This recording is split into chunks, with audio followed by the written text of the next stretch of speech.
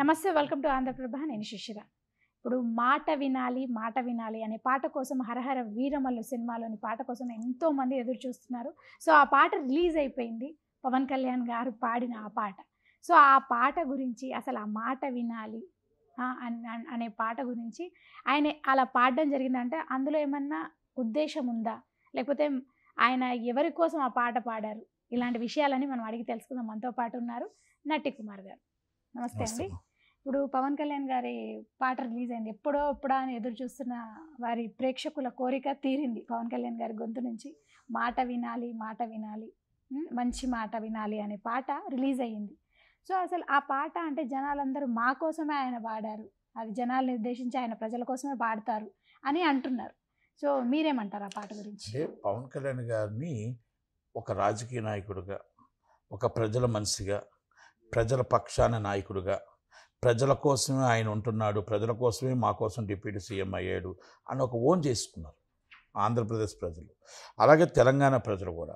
దాని మీద ఆయన ఏం చేసినా కూడా, ఆయన సినిమాలో చేయండి, నిజ జీవితంలో చేసినా, ఏ మాట ఆడినా కూడా ఆయన దాన్ని ప్రజలు ఓన్ చేసుకుంటున్నారు, మంచి చేసినా చెడు చేసినా కూడా. అందుకనే ఆయన మంచి కార్యక్రమం, మంచి సాంగ్ పాడారు కాబట్టి మంచిగా ఆయన రిసీవ్ చేసుకుంటున్నారు. ఆయన రాజకీయ నాయకుడిగా, పరిపృతమైన రాజకీయ నాయకుడిగా మంచిగా మాట్లాడగలుగుతున్నాడు. అలాగే సినిమాల్లో కూడా ఆయన ఆ సాంగ్ పాడడం కానీ, హరిహర వీరమల్లు ఆయన ఒక ఆలోచనతో ఆ సినిమా చేస్తున్నాడు. ప్రజలకు ఒక సందేశం ఇద్దాం అనుకుంటున్నాడు, ప్రజలకు ఒక మంచి సినిమా చేయాలనుకుంటున్నాడు. కనుక ఆల్మోస్ట్ నాకు తెలిసి 70-80% పూర్తి అయిపోయింది. ఆ మధ్యలో ఆ సినిమా డైరెక్టర్ కూడా మిస్ అయ్యారు. అంటే 3 సంవత్సరాల క్రితం స్టార్ట్ అయిన ఈ సినిమా ఇప్పుడు సాంగ్ రిలీజ్ అవడం, అంటే ఎప్పుడో రిలీజ్ అవుతుందని చెప్పారు. కానీ అది డైరెక్టర్ డిస్టర్బెన్స్ ఏదో ఉంది, డైరెక్టర్ డిస్టర్బెన్స్ కూడా ఉంది. డైరెక్టర్ ఆయన కరెక్ట్ కాదు, ఆయన అన్ని సినిమాల్లోంచి అలాగే తప్పుకుంటూ ఉంటుంటాడు. ఆయన ఎందుకో మరి అది వాళ్ళ డ్రైవర్స్ కూడా, మిస్సెస్ డ్రైవర్స్ కూడా ఏదో అయిపోయింది. ఒక డిఫరెంట్ క్రియేటివ్ డిఫరెన్సెస్, ఏదో సంథింగ్ ఇస్ రాంగ్ ఉంది. ఆయన అంటే మళ్ళా డైరెక్షన్ కానీ ఏదైనా సరే ఒక డిఫరెంట్ మైండ్ ఉంటుంది. ఆ మైండ్ వల్ల డిలే అయిందని మాత్రం మనం చెప్పొచ్చు. కనుక అది పవన్ కళ్యాణ్ గారి ఆలోచనలకి దగ్గరగా డైరెక్టర్ చేయలేకపోయాడు. కనుక ఎప్పుడు డైరెక్టర్ మారాలనుకోడు, ఆయన డైరెక్టర్తో దగ్గరుండి చేయించుకోవాలనుకుంటాడు. కొత్త డైరెక్టర్లతో సినిమా చేశాడు. అయితే మార్చాలి అన్నంత ఆలోచన వచ్చింది అంటే ఆయన 100% తప్పు చేసినట్టే పవన్ కళ్యాణ్ గారి దగ్గర. ఎందుకంటే పవన్ కళ్యాణ్ గారు ఎప్పుడు కూడా ఒకరు రాకపోతే చెప్పి చేయించుకుంటాడు. కనుక ఇప్పుడు ఏఎం రత్నం గారు వాళ్ళ అబ్బాయి మంచి డైరెక్టర్, నెంబర్ 1 డైరెక్టర్. ఆ అబ్బాయే చేస్తున్నాడు. అబ్బాయి నచ్చింది అనుకుంటాను. అది అయిపోద్ది ఆల్మోస్ట్, నాకు తెలిసి ఇంకొక 1-2 months, మార్చి 27 అని అంటున్నారు డేటు. అంటే స్క్రిప్ట్ ఏమన్నా మార్చే అవకాశం ఉందంటారా? ఏం లేదు, డైరెక్టర్ మారారు కాబట్టి మంచి స్క్రిప్ట్ ఆయన ఏదో దాంట్లో కరెక్ట్గా ట్యాకిల్ చేయలేకపోయాడు అని అన్నారు. ఆ ట్యాకిల్లో ఈయన మార్చి 27 రిలీజ్ అంటున్నారు. ఆల్మోస్ట్ వర్క్ అయితే పూర్తి అయిపోతుంది. మార్చి 27 అనుకుంటున్నాను నేను, ఏదో మార్చి 27 అనౌన్స్ చేసినట్టున్నారు ఆయన బర్త్డే అప్పుడు.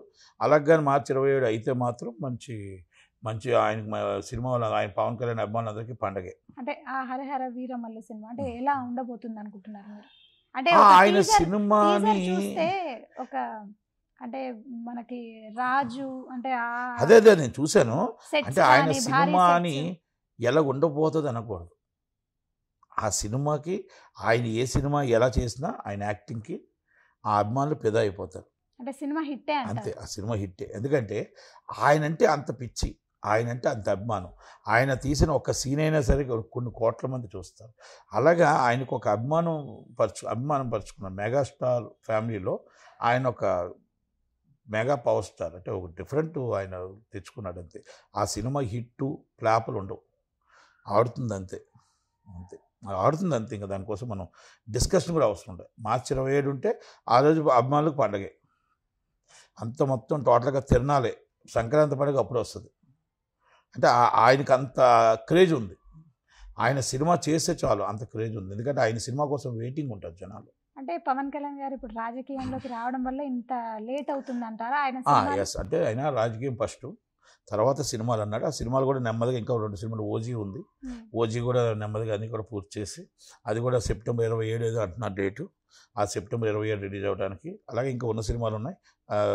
మన గబ్బర్ సింగ్ ఏదో ఇంకో ఉస్తాద్ భగత్ సింగ్ ఏదో, ఆ సినిమాలు అన్నీ కూడా మొత్తం ఉన్న పూర్తి చేయాలి.